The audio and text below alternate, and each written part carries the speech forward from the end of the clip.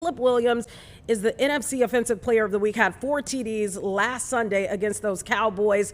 A lot of excitement, a lot to talk about. And here to talk about it with us is our very own sports expert with us in-house, Lou Canellis. Sweet Lou, thank you so much for being with us, Lou. Hey, Tia, what's happening? Plenty to be excited about. You got that right. It's a lot of excitement. What do you think is going to happen here? They're going on to Vegas to play the Raiders. Any expectation there? Yeah, I expect them to win that football game. Vegas has looked poor the last couple of weeks. They opened up the season winning against New England, but just got rolled by the Chargers. And then most recently, the Commanders. Their offensive line is in shambles. Their defense, their pass defense is not very good. And we know how Bears fans love to travel to Sin City.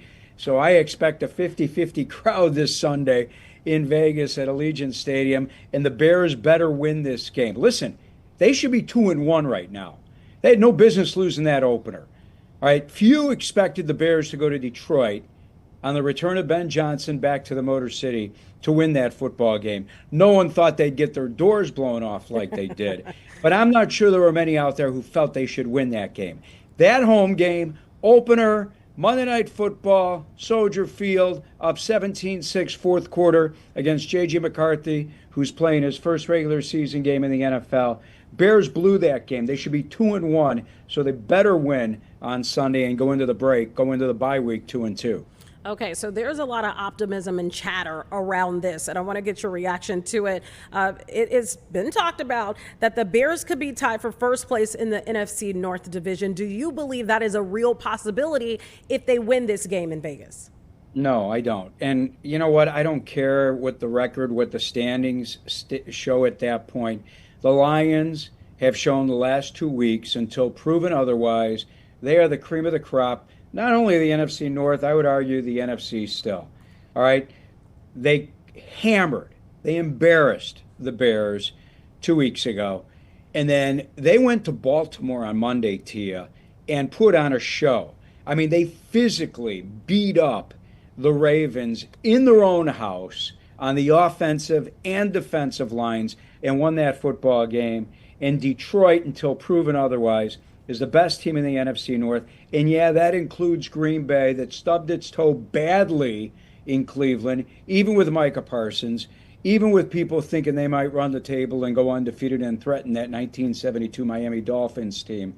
Detroit's the best team in football. And even if the Bears win Sunday and are 2-2, Detroit is still the best team. Green Bay's the second best team. And then I would argue if the Bears win on Sunday, they could be right up there with Minnesota, even though they lost to the Vikings in that opener.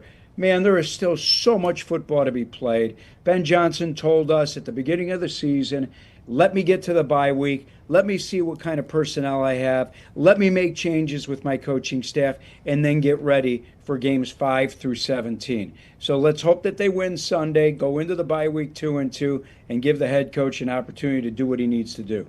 Let's talk about the Raiders specifically. What weapons do they have on their team that the Bears need to look out for? They don't. I could sit here and tell you that they have Ashton Genty, running back, all right, who was the first running back chosen in the NFL draft back in April. He's been awful. Not because of his doing. His offensive line stinks, okay? The number to me that sticks out like a sore thumb is this guy has been tackled behind the line of scrimmage more often than he has in front of the line of scrimmage. That means that the guy hasn't even been given a chance by his offensive line.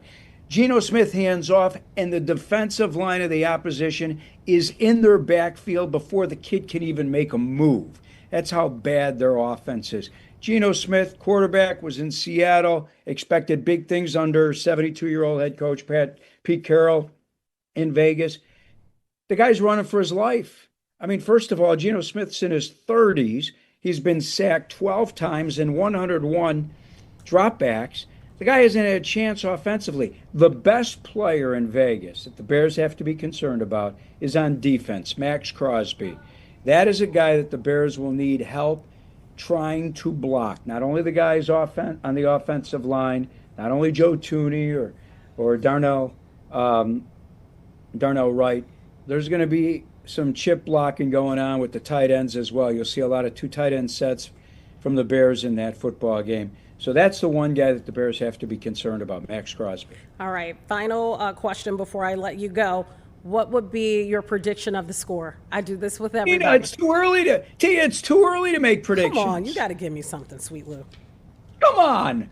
Tia, it's too early. We're Wednesday. I got to see who's playing. All right. But I just told you. I'm not giving you a score prediction. I think the Bears are going to win. I really, truly believe that the Bears will win this football game. And I do know this.